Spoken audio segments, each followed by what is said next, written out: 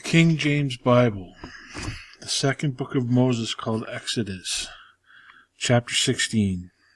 And they took their journey from Elim, and all the congregation of the children of Israel came unto the wilderness of Sin, which is between Elim and the Sinai, on the 15th day of the second month after their departing out of the land of Egypt. And the whole congregation of the children of Israel murmured against Moses and Aaron in the wilderness.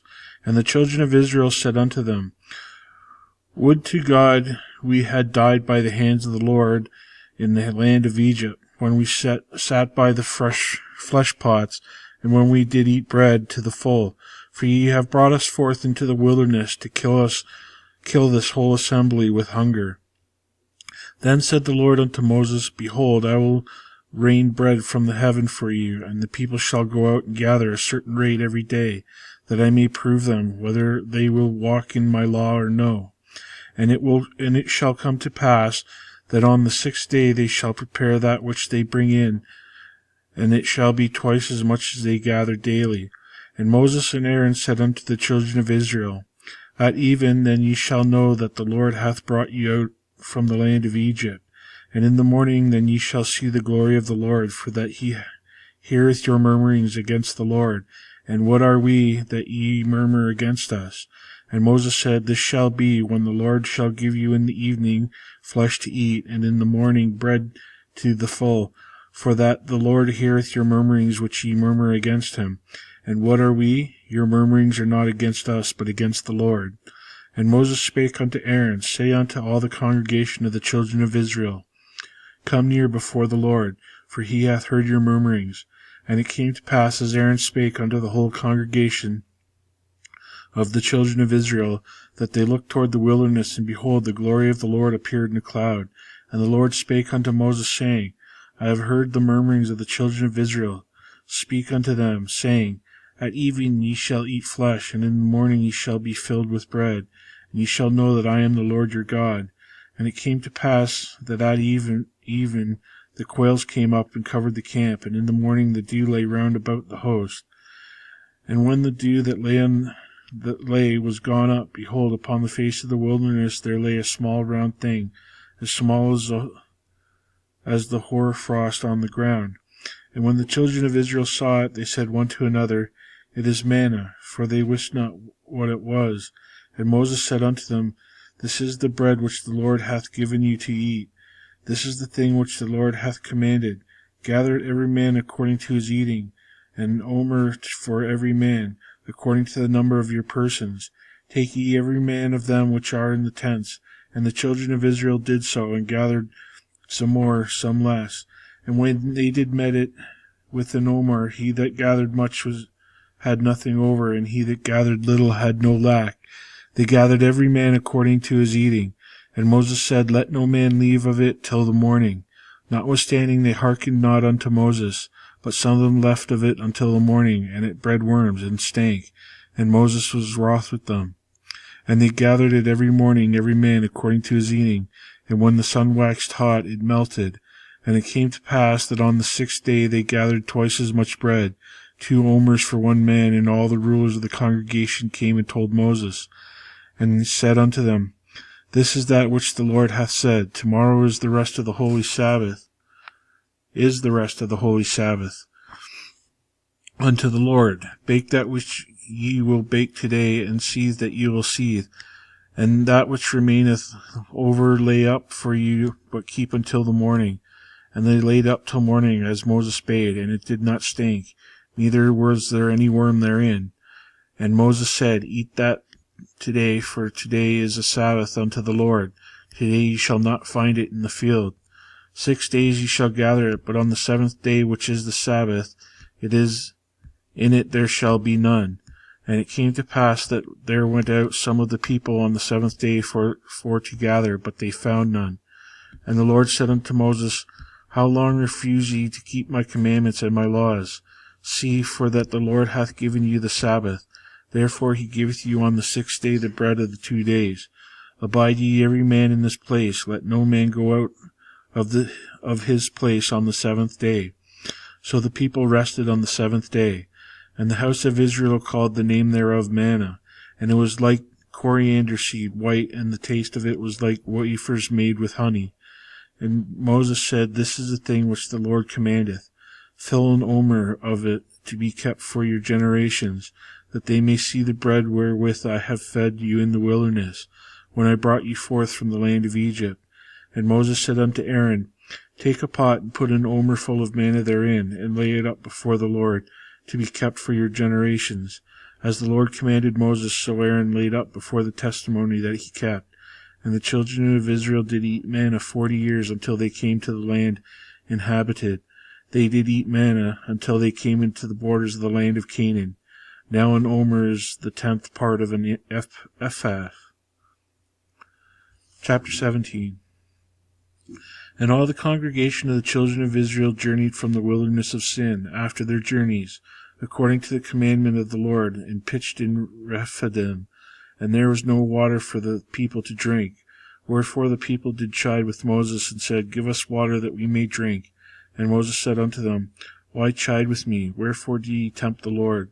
And the people thirst there for water. And the people murmured against Moses, and said, Wherefore is that thou hast brought us up out of Egypt to kill us and our children and our cattle with thirst? And Moses cried unto the Lord, saying, What shall I do unto this people, that they almost be ready to stone me? And the Lord said unto Moses, Go on before the people, and take with thee the elders of Israel, and thy rod wherewith thou smotest the river. Take in thine hand, and go. Behold, I will stand before thee there upon the rock in Horeb, and thou shalt smite the rock, and there shall come water out of it, that the people may drink. And Moses did so in the sight of the elders of Israel.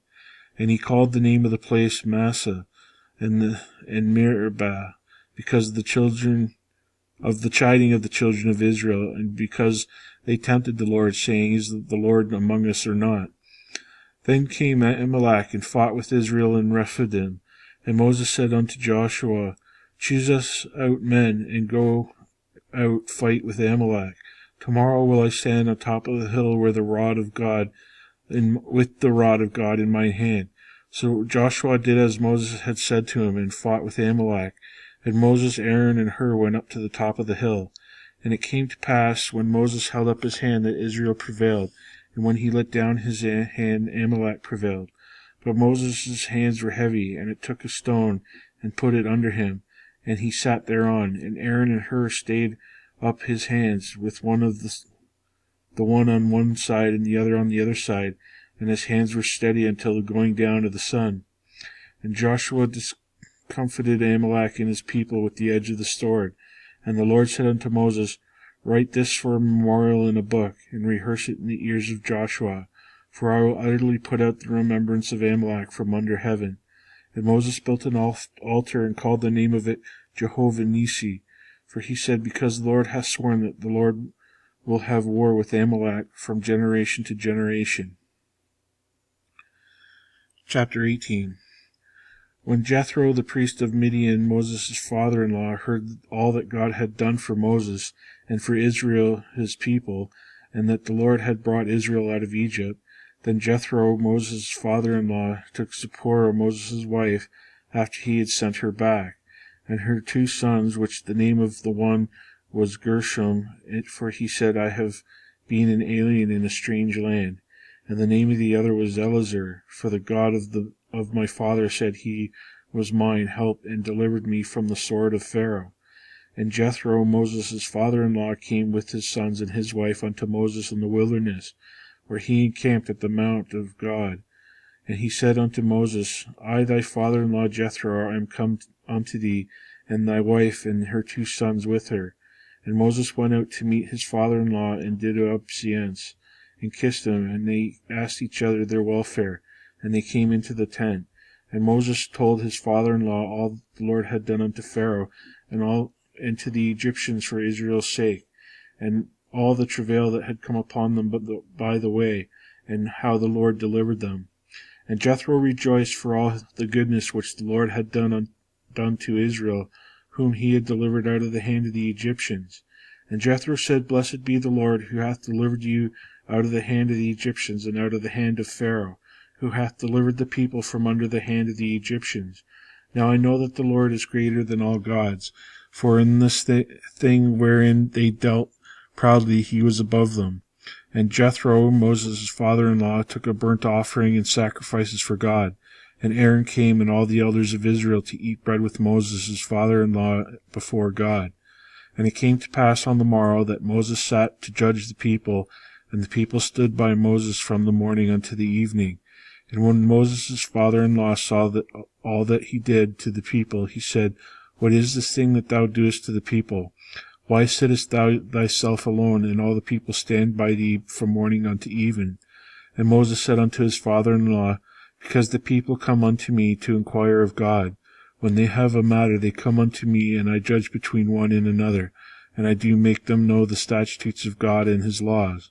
And Moses' father-in-law said unto him, The thing that thou doest is not good. Thou wilt surely wear away, both thou and this people that is with thee, for the thing is too heavy for thee. Thou art not able to perform it thyself alone. Hearken now unto my voice. I will give thee counsel, and God shall be with thee. Be thou for the people and Godward, but thou mayest bring the causes unto God. And thou shalt teach them ordinances and laws, and shalt shew them the way wherein they must walk, and the work that they must do. Moreover, thou shalt provide out of the people able men, such as fear God, men of truth, hating covetousness, a place such over them, to be rulers of thousands, and rulers of hundreds, rulers of 50s, and rulers of 10. And let them judge the people at all seasons, and it shall be, that every great matter they shall bring unto thee, but every small matter they shall judge, so shall it be easier for thyself, and they shall bear the burden with thee. If thou shalt do this thing, and God command thee so, then thou shalt be able to endure, and all his people shall go out to their place in peace. So Moses hearkened to the voice of his father-in-law, and did all that he said. And Moses chose able men out of all Israel, and made them heads over the people, rulers of thousands, rulers of hundreds, rulers of 50s, and rulers of 10s. And they judged the people at all seasons. The hard causes they brought unto Moses, but every small matter they judged themselves. And Moses let his father-in-law depart, and he went away into his own land.